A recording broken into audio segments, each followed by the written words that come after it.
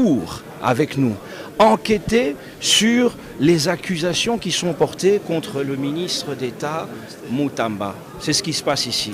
Donc je ne vais pas sortir de ce qui passe ici parce qu'en tant qu'avocat, je ne suis pas là pour commenter outre mesure le procès qui est en cours, mais juste pour des raisons pédagogiques, je peux vous dire que la Cour est en train de faire son enquête. C'est ce qu'on appelle l'instruction d'audience. Elle cherche à savoir si les accusations portées contre le prévenu par le procureur général sont fondées ou non.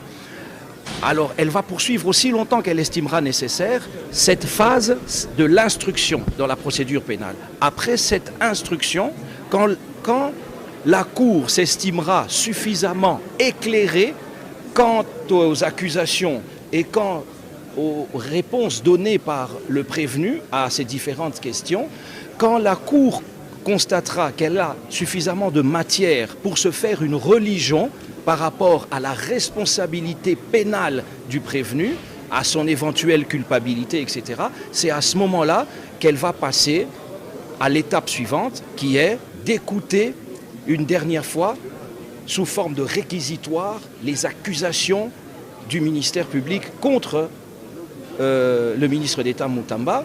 Et ensuite, nous passerons à la phase des plaidoiries où les avocats de la défense démontreront, c'est notre mission, une fois pour toutes, l'innocence du prévenu qui plaide non coupable, naturellement.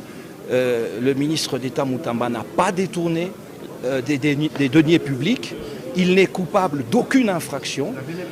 Et alors, après les plaidoiries, on entendra pour finir le prévenu lui-même et puis la Cour plus tard, donc on verra dans les prochains jours, la Cour à ce moment-là prendra l'affaire en délibéré pour se prononcer. Je suis maître Moïse Pika et avocat au barreau de Kinshasa Gombe, faisant partie du collectif des avocats du ministre honoraire Constant Mutamba. À l'opinion qui suit de près les dossiers du ministre honoraire Constant Mutamba, je vais leur inviter à faire confiance à la justice. De la même manière que nous, avocats, nous faisons confiance à la justice et à la Cour de cassation, je vais inviter la population à faire confiance à la justice. Je vais inviter la population à soutenir les ministres de la justice, les ministres honoraires, étant donné que déjà au niveau de l'instruction, je l'ai dit bien, déjà au niveau de l'instruction, il est en train de se faire voir que le ministre de la justice n'en est pour rien.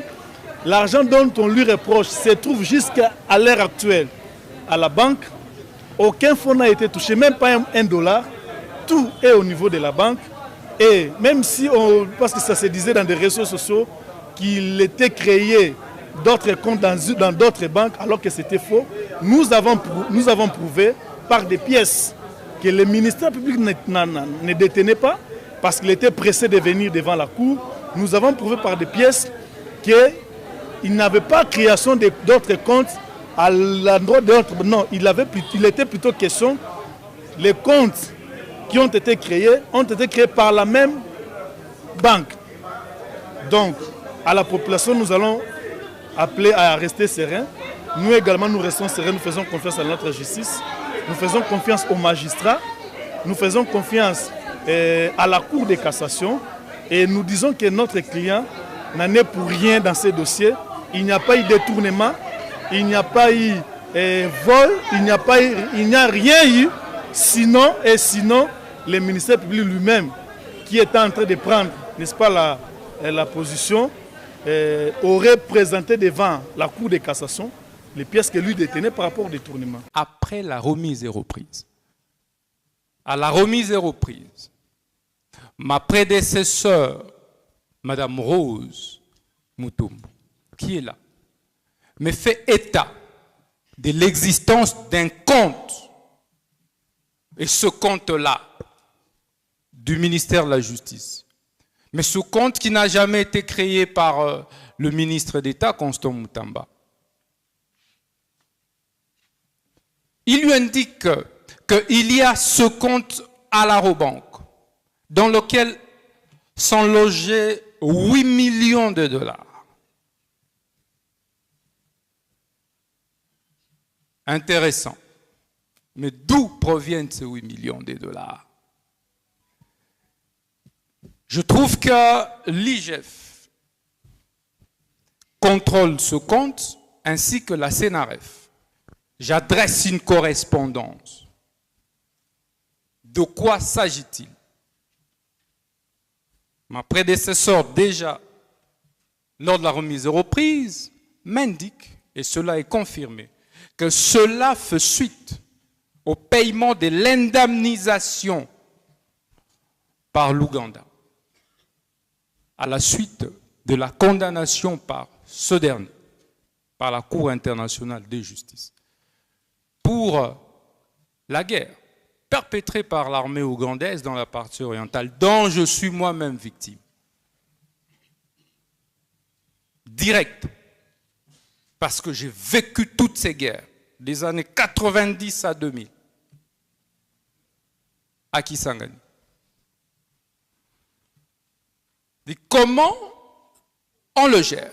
On me donne la grille de répartition, la lettre versée dans le dossier.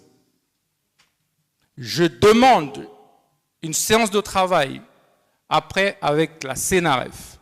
Il est là, le secrétaire exécutif Kisula Adler, qui me confirme la même chose, que voici comment, lorsque ce fonds arrive au regard de l'arrêt de la Cour, dans les pages 107, 108, 109 de l'arrêt, tout est dit, où l'on distingue, l'arrêt distingue, et en répartissant, en ventilant ce montant, selon qu'il s'agit de l'indemnisation individuelle, collective, des dommages environnementaux. Et à côté, il y a un décret qui crée. Ce décret a été pris avant la prise de cet arrêt d'ailleurs, et antérieur. Et on me sort également et l'arrêt et le décret. Et à l'article 4, c'est eux-mêmes qui m'expliquent, parce que je n'étais pas ministre de la Justice. On dit, voici la quotité qui revient à Frivao. Frivao qui est un établissement public qui jouit de l'autonomie des gestions administratives et financières, qui n'est pas à confondre avec les services publics qu'est le ministère de la Justice. On m'explique la ventilation, et cela est attesté par écrit. J'enverrai cette correspondance à la première ministre, avec qui j'ai échangé, qui est ma chef hiérarchique directe. Et à la suite de cela, je vais présenter cette situation à la haute hiérarchie du pays. Après cette présentation en disant que j'ai trouvé 8 millions dans ce compte, mais au niveau des Frivao, voici la situation. Mais dans ce compte-là de 8 millions, au regard de la ventilation, il y a un reliquat, il y a un manquant de plus ou moins 16 millions de dollars, dont je n'ai pas vu les traces. Mais pendant ce temps, le ministère public était ministère public. Et, Monsieur le Président, je l'ai saisi, j'ai saisi le ministère public. Pour qu'on éclaircisse comment ce fonds avait été géré avant. Pourquoi? Parce que je veux trouver qu'une partie aurait servi à payer la SNEL. C'est 9 millions qui auraient servi à payer la SNEL. Et les preuves sont là. Je suis en train de répondre à la question magique du ministère public, Monsieur le Président. 9 millions. OK.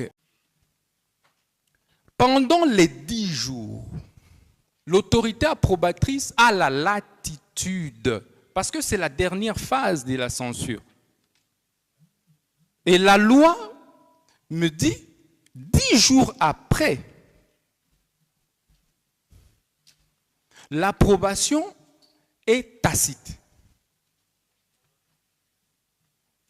Bon, pour moi, étant donné qu'au mois de décembre, la première ministre m'avait encore écrit formellement, la lettre est dans les pièces, pour m'instruire d'accélérer le processus de construction des prisons, je me dis, ok, l'approbation est tacite, on y va alors.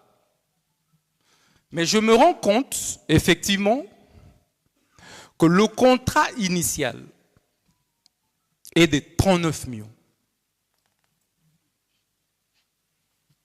Alors on se dit, déjà avec la difficulté de financement, parce que j'ai un financement réel, c'est d'abord 19 millions. Je dis, avec la difficulté de trésorerie, on ne sait pas si on saura encore. La prison était d'une capacité de 3000 détenus. Pendant ce temps, je vais demander à l'entrepreneur que l'on revoie la baisse de 3000 à 2000 détenus, la capacité, pour permettre de rabaisser le prix. Mais c'est comme ça que nous sommes partis.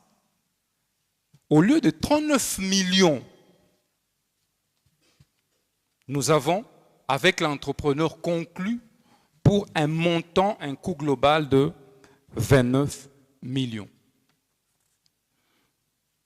Pendant ce temps, puisque ça ne préjudicie pas, d'ailleurs c'est l'État qui gagne 10 millions. Si j'étais un petit malin, détourneur, j'allais laisser les 39 millions. Je dis non, je dois faire gagner à l'État 10 millions de plus. On en reste avec l'entrepreneur à 29 millions. Puisqu'il y a urgence, je rappelle que le gré à gré intervient en cas d'urgence. Et c'est légal. C'est pendant ce temps qu'effectivement, nous allons convenir, je vais faire une lettre à l'entrepreneur. Je vais lui demander d'ouvrir un compte au niveau de la Robanque. Pourquoi? Parce que lorsque mes services vont demander comment s'opèrent les transferts des banques à banque, le coût des frais de justice s'élève à 300 000 $, Monsieur le Président, des frais bancaires. 300 000 $. Je dis, mais déjà, on n'a pas d'argent. Comment on va encore, dans le même compte, supporter les frais bancaires de 300 000 $? C'est là que je vais demander à l'entrepreneur qui n'avait ce compte qu'à la BCDC, je dis bien.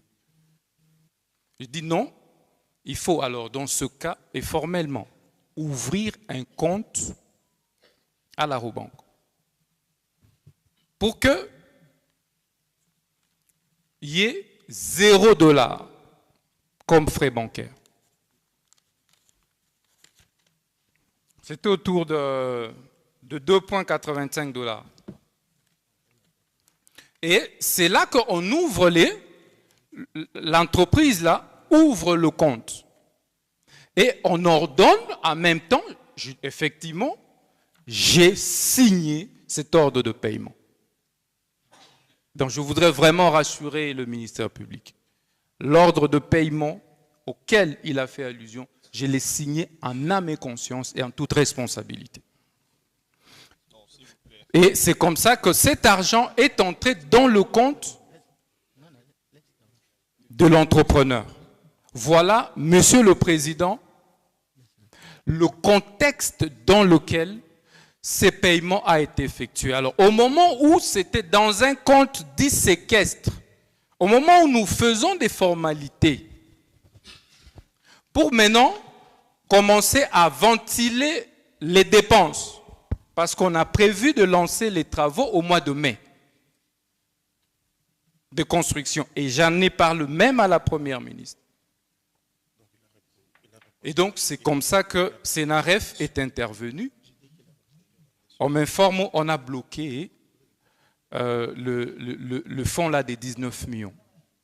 Pour moi, c'est normal. Et j'attendais qu'on m'appelle pour fournir des éléments. Tout à fait. Merci. Et voilà au détournement.